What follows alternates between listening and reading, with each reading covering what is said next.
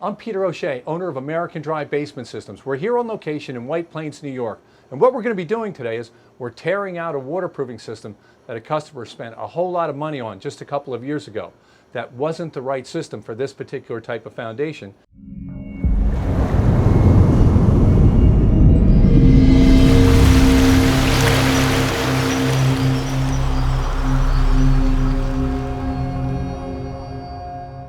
Okay, we're here in the basement in White Plains, and we have what we call a box system. There's a couple of different systems. They're very similar. They manage the water in the same spot, and that's key to how dry you're going to get your basement. You want to make sure you're managing the water within the depth of your footing and not within the depth of the floor. This is one of the systems that manages water within the depth of the floor, which means the water's going to rise up underneath the floor, surround the entire floor, and it's kind of an overflow system where this track is going to go all the way around to a pump, but the whole floor is sitting in water while this is going on. If you could drop where your drainage is down 10 to 12 inches below that, that whole area underneath your floor stays dry, your floor is dry, and if you get your floor dry and manage any water coming in underneath the wall, you get a dry basement. As we tear this system out, you're going to notice we're going to run into a couple of these rectangular spots here. They're cleanouts. Because these systems don't have any pitch to them, when water comes up and then recedes back down when it hasn't rained for a week or so, a little bit of water gets trapped in there and it grows all kinds of mold and fungus and mildew. So they have these cleanouts in here that give access to their system that they have to put in like a power washer and blow out all the junk that grows and collects inside of here. This is going to manage the water within the depth of the floor, which means water is going to rise up, hit the bottom of the floor, slide over to where the drainage is, and the whole floor sits in water anytime these systems actually allow water to get to the pump. Then a week goes by and water recedes back down away, and then we're back to where that last little bit of water sits in here and grows all kinds of fungus, mold, and bacteria and things like that.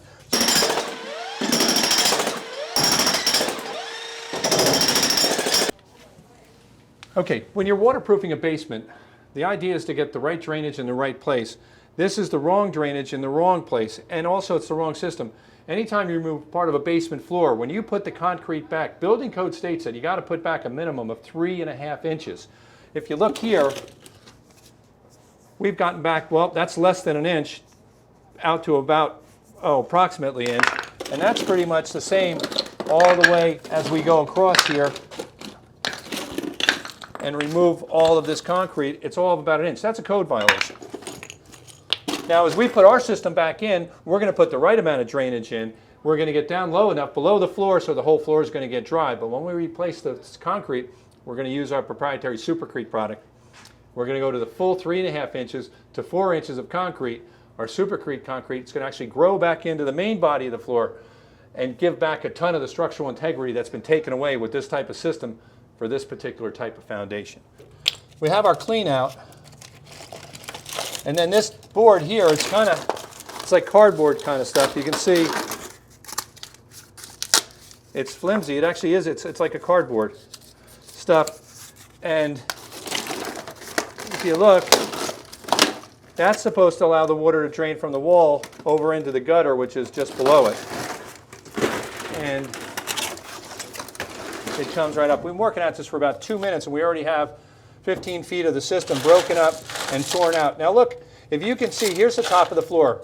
This is the initial tear out. Here's the top of the floor. There's their drainage. So the water's got to fill up to here, and you can tell by the discoloration. If you look right here, over here, you see a little bit, the stone's dry. You see here, the stone is wet. That stone is wet because the water has to fill up that high inside of here, and I'll show you a little bit more as we dig down in. But it's the wrong place to manage the water. Manage if you had your water level, the bottom of where you drain the water, 10 to 12 inches below this, the whole area between here and the bottom of your drainage would be dry. That would give you a dry floor. The amount of work it takes to install this is so minimal, and they charge a ton of money in order to do it. You actually could get real drainage, a real waterproofing system in for what they charge for these type of systems.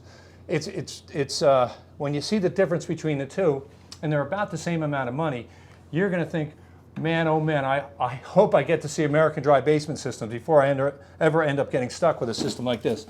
Now watch how this system comes out.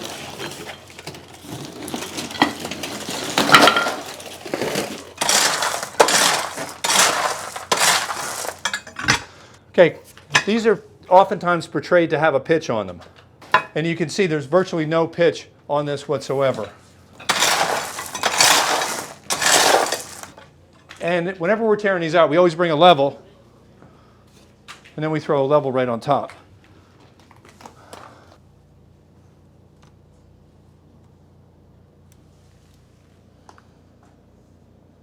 Now, if you look to where the bubble is, it's actually got a reverse pitch on it. We're the farthest point away from where the pump is. In other words, this should be the high part. If you're pitching something to a pump, the furthest away should be where the high part of the pitch is. This is actually level to actually a little bit of a reverse pitch where it's going away and instead of going to.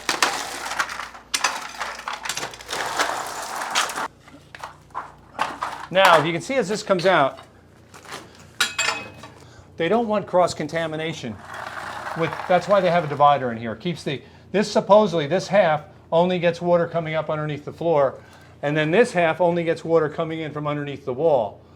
They talk about cross-contamination. It has to do with iron ochre, which happens underneath the floor, and if it clogged, it would only clog one half of this particular type of system. That's strictly a falsehood. Whenever you're getting water up underneath the floor, they're both mixed. And if you're going to get iron ochre, it's because you have a system that's not pitched, that there's no flow to wash out anything that would be inside of it. That's why they have a maintenance program where you have to pay to have these particular type of systems flushed out. So if you look here, the water has to get, and this one actually, if you check it out, you can see that's the water level, and it hasn't rained in 2 weeks, but this still, you can see where all the water is. It's managing the water right there, even though the water's been subsiding. Where you manage the water is crucial to getting your basement as dry as possible. We just pulled away some of the stone in the area, just resaturated and filled up with water, and it's right at the floor level. That's definitely not where you want to manage the water. There's a much more effective way. If you manage the water 10 to 12 inches below where this does, it will never come in contact with your floor, and if it doesn't come in contact with your floor's not absorbing water and having it evaporate out into your basement, creating mold and different things like that. This is the wrong type of system for this particular type of foundation. We came across where we have these connector pieces, and then there's one small piece. This is a whole section about a foot long. You can see where I don't know what the deal is here, where they've cut through it, and they had odds and ends and pieces where this is a short piece, and then had another cap on top of that, I guess to fit them all together, and then the regular system started again here. No, here's another piece like this. I guess that was to go around the pipe. Yeah, and then another piece here. Yeah, it's all hodgepodge together. It's little pieces. It's kind of a Lego block system thing here, and then it has this. I mean, as flimsy as any. What they supposedly want this to be doing is being like a drain board or a flow channel. We'll show you when we put our super dry system in exactly how real drain board, real flow channel works.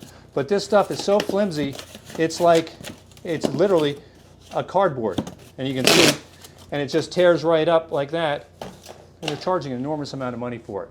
Where do you see the difference with the super dry system?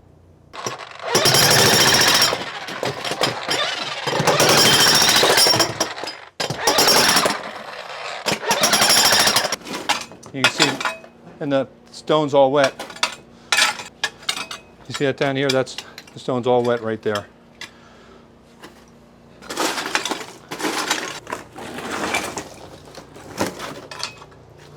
So I have to pull this gentle because it'll be easier if I can get it all in one piece, but the materials they use are so flimsy that they tear apart just trying to lift the thing out. Okay, so I'm going to pull the stone off of this just so we can see where the drainage is again, and we're going to throw the level on it and see if we're starting to get a pitch or not. Well, it's right there, so I'm not too optimistic about there being any kind of pitch.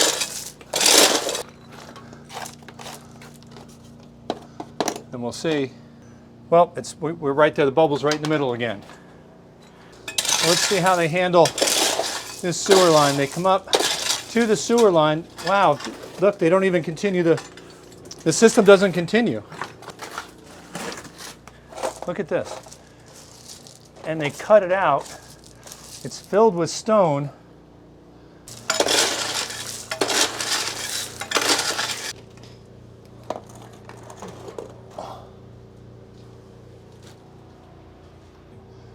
Okay, we've periodically have taken measurements to see how level it is. And we're about 20, 25 feet away from where the high spot should be, working our way around to where the sump pump is. And we put this on, just dropped it right down, nothing else other than just taking the stone to see the drainage itself.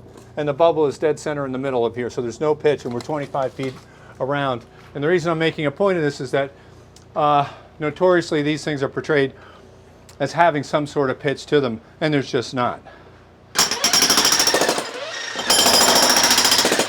Okay, let's take a look at how this grate system was set up. We're going to be tearing it out now.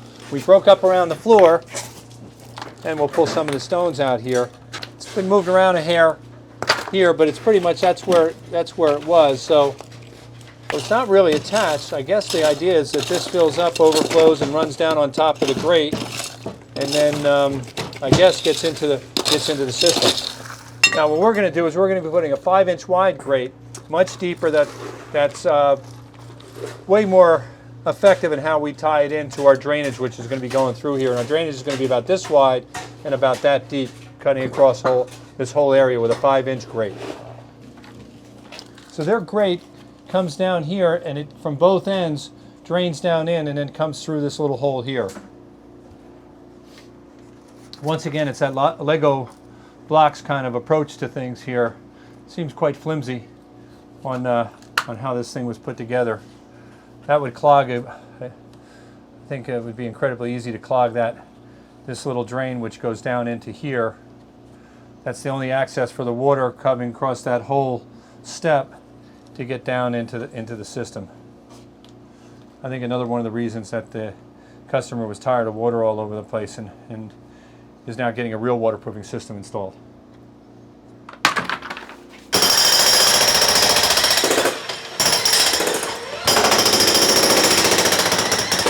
What we found here is that the box system stays flush with the wall and goes behind the hot water tank, but they came out with their cardboard drain board. And if you look over here, what they did was they brought it up a couple inches in case this ever failed, that the water would come and then go back down into here. But if you take a close look right over here, this doesn't work. This actually holds water in. It doesn't allow water to pass through it readily. You can tell by the grooves here. These fit exactly in, so you have a tight fit that actually would hold the water up in here, and as it got high, it would just overflow and go back on. So it would defeat the purpose. It wouldn't do anything to contain the water. If you did have a hot water tank go out, you're going to lose 40 or 50 gallons. This is probably a 50-gallon tank. If you look here, you can see it's a real nice tight fit. We're going to take a look at what their sump station setup is. It's a much smaller version than what we do with our super dry system. And no matter how good your drainage system is, you're only as good as your pump station setup.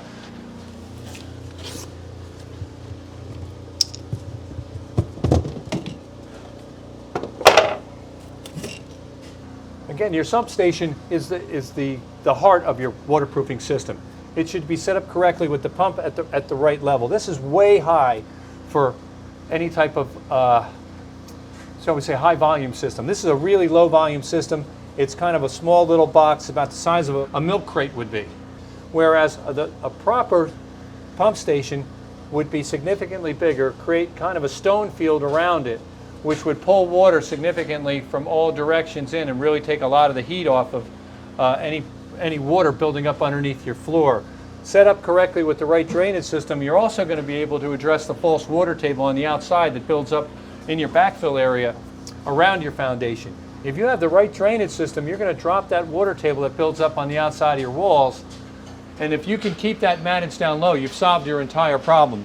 This is an overflow system where only after a lot of pressure is built up on the outside of your walls, water filling up in that backfill around your whole basement on the outside, pushing on the walls and going down and coming up underneath your floor. This is just catching it this close to coming on top of your floor. And apparently this system was on a regular basis getting overwhelmed and the basement was flooded. That's why they called us in to install our super dry system to completely alleviate all that so they won't have that problem anymore. But we addressed that false water table. That's the entire reason that basements flood.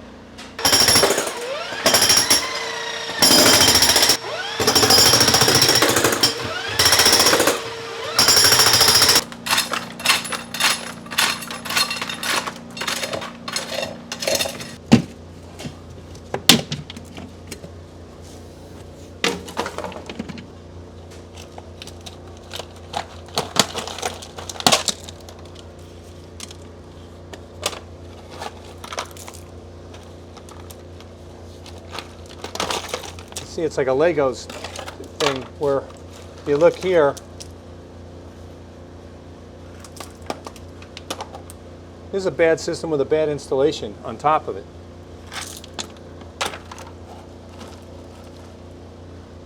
It's not like we filled it up. This is completely jammed. This is the first time this has ever been brought out.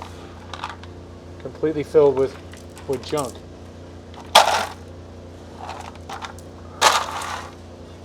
And then you have a basket which I guess folds up, has two parts to it, and the only access point is for that box system is right here.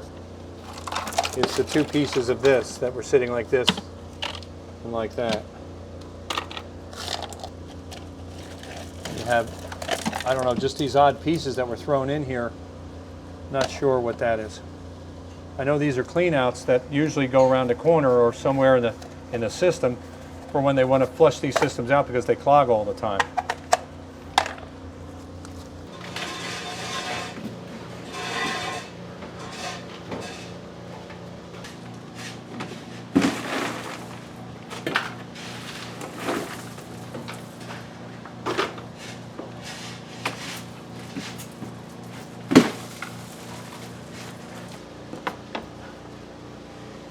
So you have basically just two corners that they throw in there and they fill stone around them in order, and then throw their pump in the center of it.